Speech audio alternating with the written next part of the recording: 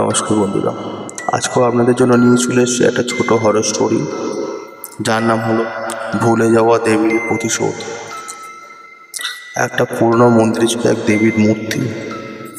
অনেক সময় হয়েছে, সময় বদলেছে, কেউ আর তার ভুলও করে না। একদিন একজন লোকটা মূর্তিটা ভেঙে ফেলে। সেই রাতে সে আর ঘুমোতে পারে না, শোনে শুধু পায়ের নুপুরের শব্দ। চোখ খুলে দেখে ঘরের কোণে দাঁড়িয়ে আছে এক নারী। তার মুখ দেখা যায় না, কিন্তু কণ্ঠস্বর শোনা যাচ্ছে, কিরে আমাকে ভুলে গেছিস?